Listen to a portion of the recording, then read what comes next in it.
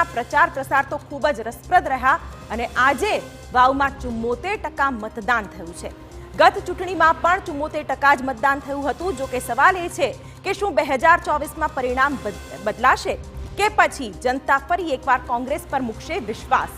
સાંસદ ગેનીબેન ઠાકોરે વાવ બેઠક જીતવા પૂરી તાકાત લગાવી દીધી છે। અપક્ષની એન્ટ્રીના કારણે વાવની ચૂંટણી ખૂબ જ રોમાંચક પણ રહી, ત્યારે હવે સૌની નજર પરિણામો પર મંડાઈ છે।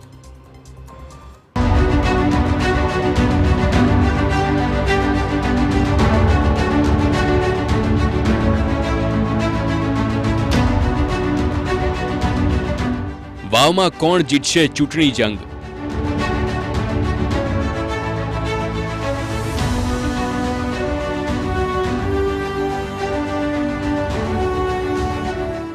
કોના પક્ષમાં રહ્યું મતદાન?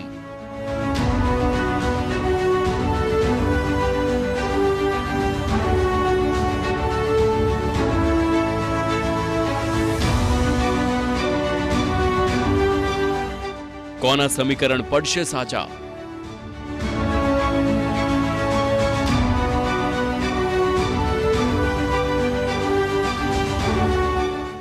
વાવમાં મતદાન પૂર્ણ થઈ ગયું છે।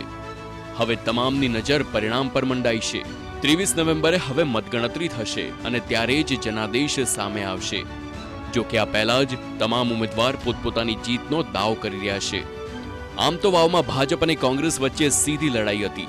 જો કે ભાજપથી નારાજ થઈ માવજી પટેલે અપક્ષમાંથી ઉમેદવારી કરતા આ જંગ ખૂબ જ રોમાંચક બની ગયો હતો। ત્યારે માવજી પટેલનો દાવ છે કે તેઓ જરૂર જીતશે। પ્રજા સ્વયં ભૂમ જાગી છે। મતદાતાઓને કહેવું નથી પડતું, સ્વયં રીતે સવારમાં તૈયાર થઈને મતદાન કરાવે છે અને કરાવે છે। આ મતદાતાઓ ખુદ ચૂંટણી લડી રહ્યા છે। કેન્ડિડેટ તો સાઈડમાં છે, મતદાતા જ નક્કી કર્યું કે મારે મારું ભવિષ્ય બનાવવું છે। માવજીભાઈ પટેલ રણ મેદાનમાં ઉતર્યા એટલે વાવમાં વંટોળ જાગ્યો છે। નહીં, વંટોળ સેલ નહીં, આ તો લોકોનો અધિકાર છે। લોકો દરેક સમય આવ્યું છે ત્યારે વાવની જનતાએ આ જ કર્યું છે। એક વખત તાલુકા પંચાયતમાં અમે લડ્યા હતા, 14માંથી 11 સીટો લાવી હતી અને તાલુકા પંચાયત કબજે કરી હતી, જે સત્તાધારી પાર્ટીની સામે। એક તરફ ચૂંટણીના જંગમાં ભાજપના વાયદાઓ હતા તો બીજી તરફ કોંગ્રેસનો જીતનો સંકલ્પ હતો। આ પેટા ચૂંટણીને સાંસદ ગેનીબેન ઠાકોરે પણ પોતાની પ્રતિષ્ઠાનો જંગ બનાવી લીધો હતો અને વાવનો ગઢ જીતવા તેઓએ પણ પૂરી તાકાત લગાવી દીધી છે। પુનરાવર્તન થશે। વાવ વિધાનસભા 17, 22, 24 અને આ બાય ઇલેક્શન એટલે અને એમાં હું જે આ ગામમાં ઊભી છું એ ગામ તો મારા માટે વ્યક્તિગત રીતે અમેઠી લાઇબ્રેરી કે અસાણા અબાસણા આ ગામોએ કાયમ ઉમેદવાર ગમે તે હોય પણ મેં વિનંતી કરી તો મને ક્યારેય નિરાશ કરી નથી। એટલે એમનો જે નાના મોટું કામ હોય એની પણ જવાબદારી વ્યક્તિગત રીતે અમારી ખૂબ થતી હોય છે। વાવમાં છેલ્લી અનેક ચૂંટણીઓમાં ભાજપને નિષ્ફળતા મળી રહી છે। જો કે આ વખતે ભાજપને વિશ્વાસ છે કે આ વખતે વાવમાં કમળ જરૂર ખીલશે। લોકો સ્વયંભૂ મતદાન કરવા અને હર્ષ ઉલ્લાસભેર લોકોની માગ છે કે આ વખતે અમારે કમળ ખીલાવવું છે, તો કમળ ખીલાવવા માટે લોકો આતુર છે અને લોકોને વિશ્વાસ છે કે અમે સ્વયંભૂ ત્યાં મતદાન કેન્દ્રમાં પહોંચી અને મતદાન કરશું। મતદાનને પણ મહાદાન કરેલા છે અને મહાદાનનું પુણ્ય દરેકને મળી રહે। ચાલુ સરકારમાં દરેક જ ભાગ લે। ચાલુ સરકાર હોવાથી ચાલુ સરકારમાં કમળ ખીલાઈ અને જરૂરિયાતના કામો જેવા કે રોડ રસ્તા છે, પાણીના પ્રશ્નો છે, આરોગ્યના પ્રશ્નો છે, અહીં રોજગારીના પ્રશ્નો છે, એવા દરેક અન્ય નાના મોટા પ્રશ્નોને લઈ અને લોકોએ સ્વયંભૂ નક્કી કર્યું છે કે આ વખતે મહાદાન કરવું છે। મતદાન એટલે મહાદાન। ગત ચૂંટણીના પરિણામની વાત કરીએ તો વાવની વિધાનસભા ચૂંટણી પરિણામ 2022 કોંગ્રેસમાંથી ગેનીબેન ઠાકોરને 1,02,513 મત મળ્યા હતા। ભાજપમાંથી સ્વરૂપજી ઠાકોરને 86,912 મત મળ્યા હતા। ગેનીબેન ઠાકોર 15,601 મતેથી જીતી ગયા હતા। 2022માં તો આ બેઠક કોંગ્રેસ જીતવામાં સફળ રહી હતી।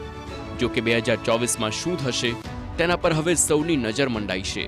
હાલ જનાદેશ ઈવીએમમાં કેદ થઈ ગયો છે। હવે 23 નવેમ્બરે જ્યારે મતગણતરી થશે ત્યારે જ સામે આવશે કે કોના દાવામાં હતો દમ।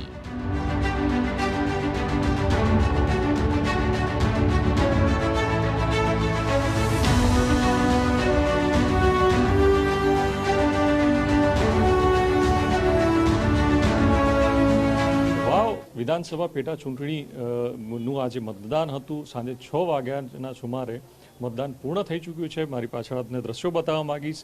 ઈવીએમ અને વીવીપેટ સીલ કરવાની કામગીરી ચાલુ છે. આજે સમગ્ર દિવસ દરમિયાનની વાત કરીએ તો શાંતિપૂર્ણ મતદાન પૂરું થયું. સવારમાં ક્યાંક 2 થી 3 જગ્યાએ ક્યાંક ઈવીએમ ખોટવાના સમાચાર મળ્યા હતા, જે મુદ્દે જ્ઞાનીબાને પણ અવાજ ઉઠાવ્યા હતા, પરંતુ બાદમાં તંત્રએ ઈવીએમની જે ખોટવાયા હતા તે બદલી અને ફરીથી શરૂ થતાં મતદાન શાંતિપૂર્વક શરૂ થયું હતું અને આખરે સાંજે 6 વાગ્યા સુધી શાંતિપૂર્વક વાવ પેટા વિધાનસભા ચૂંટણીનું મતદાન પૂરું થયું છે અને અત્યાર સુધી 6 વાગ્યા સુધી અંદાજિત 75% વધુ મતદાન પણ નોંધાયું છે. હવે મતદારોનો મિજાજ કોને જીતાડે છે એ જોવું રહ્યું. કેમેરામેન નટવર પરમાર સાથે મનીષ મિસ્ત્રી, બનાસકાંઠા, TV9.